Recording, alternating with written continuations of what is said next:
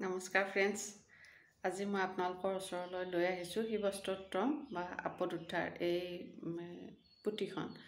আচলতে এই পুথিখন যেতিয়া কিবা বেয়া সপোন দেখা যায় বা বিপদ আপদ হয় বা কিবা সমস্যাত পৰা যায়, তেতিয়া এই পুথিখন যদি ৰাতিপুৱা গা পা ধুই উঠি পেলাই পঢ়া যায়, তেতিয়া মনটোত এটা বিশেষ নিৰাপত্তা অনুভৱ কৰিব পাৰি। আৰু মই এই বস্তুটো বহুদিনৰ পৰাই অনুভৱ কৰি আহিছোঁ আৰু ভাল লাগে মোৰ। সেইকাৰণে ভাবিছোঁ মোৰ ফ্ৰেণ্ডসকলকো মই মোৰ বস্তুখিনি কওঁ বা দেখুৱাই দিওঁ। আৰু মই পুথিখন পঢ়িব গৈ আছোঁ। মাজে মাজে ক'ৰবাত ভুল হ'ব পাৰে, তেতিয়া মই চাম। এনেই বাৰু আপোনালোকৰ লগত মই এইখিনি শ্বেয়াৰ কৰোঁ, গতিকে চাই থাকিব বুলি মই আশা কৰিছোঁ আৰু ভাল পাব বুলি আশা কৰিছোঁ। ভক্তিভাৱেৰে পঢ়িব লাগিব, গতিকে মই তাকে ভাবিছোঁ, ক'তো যাতে একো ভুল ভ্ৰান্তি নহয়, এইটোৱে ভাবিছোঁ।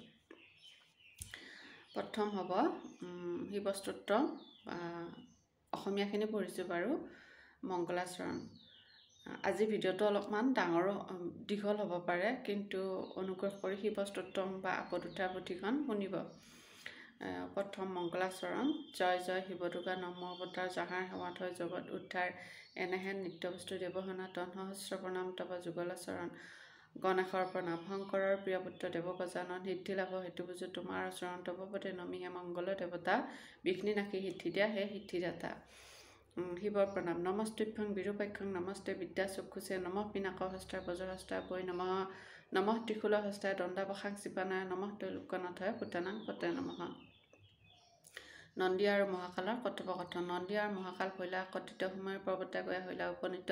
সুমেৰু পৰ্বতে উভয়ে কৰে আৰোহণ, হব বৃত্তান্ত দুইতে দুই কৰে আলাপন। নন্দী কহে শুনে পিছে মহাকাল, এক বৃত্তান্ত কওঁ শুনিবলৈ ভাল। শিৱ দুৰ্গাৰ কথা যিমতে হৈলা, তাহাৰ বৃত্তান্ত বুলিবলৈ লৈলা। একমনে শুনাহে সভাসদগণ, আপদ উদ্ধাৰ পতে পাব বিনাশন। শুনা বন্ধু সবে এৰি অন্য কাম, নন্দী মহাকালৰ লোৱাহে নাম। মহাদেৱৰ প্ৰতি পাৰ্বতীৰ প্ৰশ্ন, শিৱানীৰ সৈতে দেৱ মহীশ্বৰ। হাঁহিমুখে চলিলা হৈলেখ শিখৰ, শৈলোপৰি পদ্মাসনে বহিয়া আসনে। পদ্মহস্তে ভগৱতী সেবিলা চৰণে, মধুৰ ভাষাই এক কথা কহে শিৱানী এটি নিবেদন। প্ৰভু শুনা হুলবাণী, শনি আদি গ্ৰহ যত তোমাৰ সাক্ষাতে। ৰং মনে কেলি কৰে সুমেৰু পৰ্বতে, এতেকে গ্ৰহৰ কোপে ভোগে নৰগণ। কিমতে নিবাৰণ শুনোহে বিৱৰণ। শুনিবলৈ ইচ্ছা প্ৰভু কোৱা, ভাঙি পাতি বিৱৰি কোৱা মোক দেৱ বসুপতি। পাৰ্বতীৰ প্ৰশ্নোত্তৰ, আপদ উদ্ধাৰ স্তৱ আৰু মহাত্মাৰ বিৱৰণ। পাৰ্বতীৰ বাক্য শুনি কহে পশুপতি, শুনা কওঁ তত্বতা শুনাহে পাৰ্বতী। কওঁ বৃত্তান্ত শুনা স্থিৰ কৰি, মন শুনিলে সুখ হয় দুখ বিমোচন। এক ভক্ত আছিল মোৰ নামে পিংগলা, তাহাৰ বৃত্তান্ত শুনা অভয়া মংগলা। নানাবিধ মহাপাপ কৰিছিল অপাৰ, কৈলাশ পৰ্বতে আহি হৈলা উদ্ধাৰ। পিংগলাই পিছে মত লৈলা হৰ, নিষ্কৃতি পাইলা পাছে তাৰেই কাৰণ। গৌৰী মন্ত্ৰ পিছে কোৱা প্ৰাণপতি, কোন কাৰণে তেওঁ পাইলা মুকুতি। শিৱে বোলে সেই কথা শুনা যতনে, কৈবো হব কথা থাকে যত মনে। মোৰ অস্তুত হতনাম আছে অনুপম, তাৰে গুণে তাৰে পুণ হৈলা মনস্কাম। বহুবিধ গ্ৰহ ব্যাধি আছে ত্ৰিভুৱনে, সকলো বিনাশ ভজে নামে শ্ৰৱণে। এহি শুনি গৌৰী পাছে বুলিলে হাবানী, অস্তুতৰ হতনাম কোৱামত স্বামী। গৌৰী কথা শুনি শিৱে মৃদু হাঁহি মাৰি, কহিবাৰে লৈলা পাছে কথা বৰ্ণনা কৰি। জপিব নোৱাৰি যদি শুনে মাত্ৰকণে, সকলো বিপদ উদ্ধাৰ হবই শ্ৰৱণে। বিপদত পৰি এই শাস্ত্ৰ পঢ়ে যে, ত্ৰিশূল লৈ গৈ তাক মই মুক্ত কৰোঁ বিপদে। তৃতীয় পহৰত শাস্ত্ৰ পঢ়ে যেইজন, অষ্টাঘাতে তাৰ বিঘিনি কৰোঁ বিনাশন। সন্ধ্যা বেলাত শাস্ত্ৰ পঢ়ে যিবাজনে, বিপদৰ পৰা ৰক্ষা পায় নিষ্গুণে। নিশা ভাগে শাস্ত্ৰ চৰ্চা কৰে যি ঘৰ, দুখ সুখ নাশ হয় মোৰে বৰত। ভৱমুখে এই কথা শুনি দেৱী ভৱানী, আনন্দত হৈলা পাছে বিহুলা আপুনি। সবিনয় সোধন্ত পাছে পুনঃ ভগৱতী, যতে তব নাম মত কোৱা বসুপতি। শিৱে বোলে মোৰ কথা শুনা সেইবানী, অস্তুতৰ হতনাম প্ৰবৃত্ত কাহিনী। বুলন্ত শিৱানী শুনা হুলবাণী, ভাল শুনি তব নাম। যেই নাম শুনিলে ক্লেশ দূৰে যায়, সংসাৰ সাগৰত নিষ্ঠাৰ কহে পশুপতি। শুনা ভগৱতী মম নামে গতি জানে মনে, সেয়েহে কওঁ শুনাহে কালি শুনা দেৱী সাৱধানে। প্ৰথমতে সংসাৰত নাছিল আৱৰণ, জলময় আছিল বিশ্ব ব্ৰহ্মাণ্ড ভুৱন। মোৰ পৰাক্ৰমে ব্ৰহ্মাণ্ড ভুৱনে, সৃষ্টি হল চৰাচৰ দেৱেন্দ্ৰ প্ৰভৃতি। দেৱ দানৱ জ্যোতি ব্ৰহ্মা বিষ্ণু চন্দ্ৰ দিবাকৰ।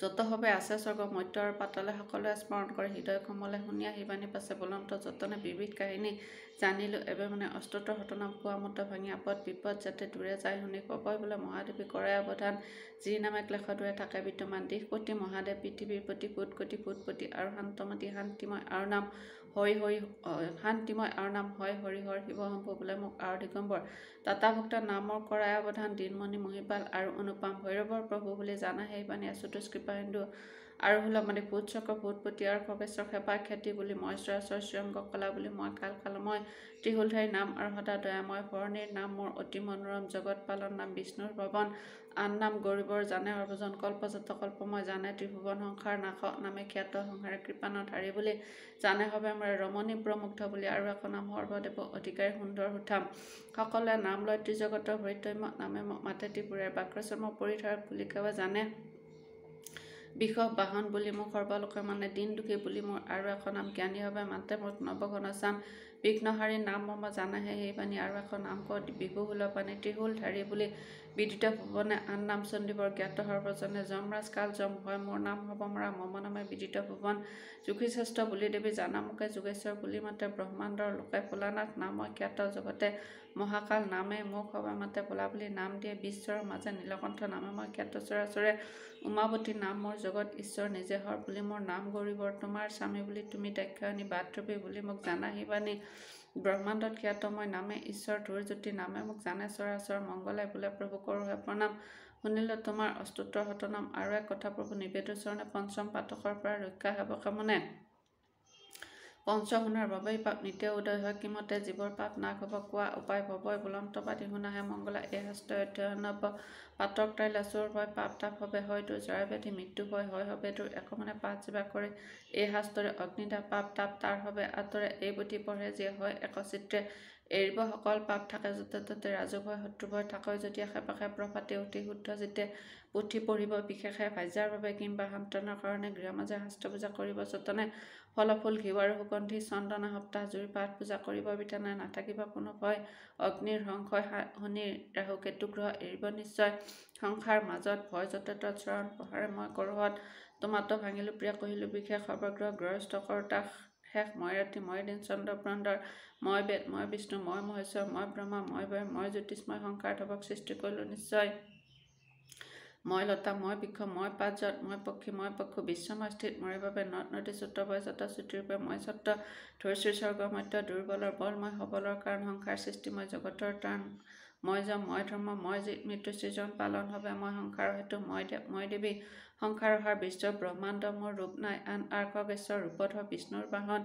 হনুৰূপে ৰামবাহী ৰাক্ষস কাৰণ গন্ধৰ্ব কিন্নৰ যক্ষ ৰূপে হুৰাহুৰ আদি দিব দেৱলোকধ নৰৰূপে নৰলোকত মিছা কথা কওঁ বায়ুৰূপে মই সংসাৰ মাজাৰ ময়ে স্বৰ্গ ময়ে মধ্য ময়ে পাতাল বন কানন যত মই গহন জংগল শিৱে বুলন্ত কথা শুনিলা মংগলা পঢ়িব মোৰ শাস্ত্ৰ বিপদৰ বেলা সংসাৰ সাগৰ নিস্তাৰিব অৱহেলা জৰা ব্যাধি বিপদত পৰে যদি নৰে পঢ়িব এই শাস্ত্ৰ হোৱা একান্তৰে সত্যকাৰী তিনিবাৰ কৈলো তোমাক দুখ দূৰ হ'ব যদি নাচাৰে আমাৰ দ্বাৰা পুত্ৰ কন্যা আদি পায় যেইজন ৰতন মানিক পায় বহুমূল্য ধন অস্তুতৰ হতনাম যেই নৰালয় তিল মাত্ৰ পাপ তাৰ দেহত যে নৰে কহিলো মংগলা দেৱী জানিবা নিশ্চয় আপদ নাকি তাৰ হ'ব সম্পদ মিলয় আৰু এটি কথা ক কৰা অৱধান পঞ্চশুনা পাপ আছে যথেষ প্ৰধান আনচোলা কৰিবি যেইজনে সিচয় আপোন অংগত যে আপুনি বজায় এই পঞ্চশুনা মহাপাপ তাৰ প্ৰধানে গুচিব আপদ যদি পঢ়ে একমনে প্ৰথমে শুনিলা কথা পাৰ্বতী সুন্দৰী ভৈলন্ত অতিবহুক যত গ্ৰহতৰী উমাপতি কৈলন্ত মংগলাই জানিলা নন্দী মহাকালে তাক পৃথা কৰিলা আৰু কত হতলোকে তৰিলা অপাৰ মোৰ এই চৰিত্ৰ হয় আপদ উদ্ধাৰ